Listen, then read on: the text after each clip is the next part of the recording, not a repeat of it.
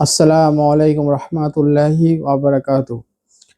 নাহমাদুহু ওয়া নুসাল্লি আলা রাসূলিল কারীম, আম্মা বাদ। পৃথিবীর মানুষের জন্য কোরআনুল মাজিদ এবং হাদিসের জ্ঞান অর্জন করা ফরজ। আর কোরআন শুদ্ধভাবে তিলাওয়াত করতে গেলে আপনাকে অবশ্যই একজন উস্তাদের প্রয়োজন হবে। কোনো না নাই এই শব্দের ভিতরে, না শব্দ আসবে না। এবং ইনশাআল্লাহ কোরআনুল মাজিদ শুদ্ধভাবে তিলাওয়াত শেখার জন্য যা কিছু প্রয়োজন নেওয়া লাগে, যা কিছু দরকার হবে, ইনশাআল্লাহ সে সব চেষ্টা প্রচেষ্টা চালিয়ে যেতে হবে।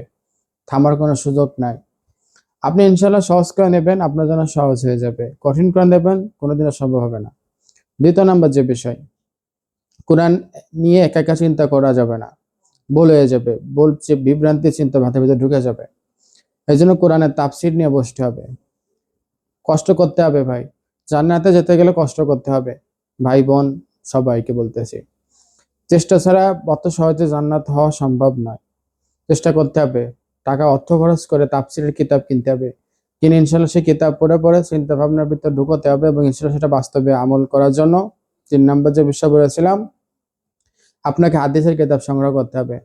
আপনি ইনশাল্লাহ শুরুতে রিয়াদুস সালেহিনের কিতাব দিয়ে শুরু করেন। আর যদি উলামায়ে কেরামের কাছে যাওয়া লাগে, ইনশাল্লাহ যেতে হবে, কোনো সুযোগ নাই অন্য দিক যাওয়ার। উলামায়ে কেরামদের সাথে লেগে থাকতেই হবে, নাহলে কোরআন হাদিসের জ্ঞান শেখাও যাবে না, মূর্খ হয়ে থাকতে হবে, অনবরত ভুল হতে থাকবে, টেরও পাওয়া যাবে না। 4 নম্বর যে বিষয়,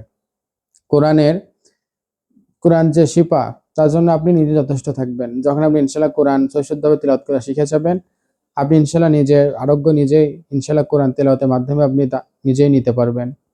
এই জন্য ইনশাল্লাহ যে কথাগুলো বলেছি সংক্ষেপে, ইনশাল্লাহ মানার চেষ্টা করুন, ইনশাল্লাহ ফায়দা আছে অনেক ইনশাল্লাহ।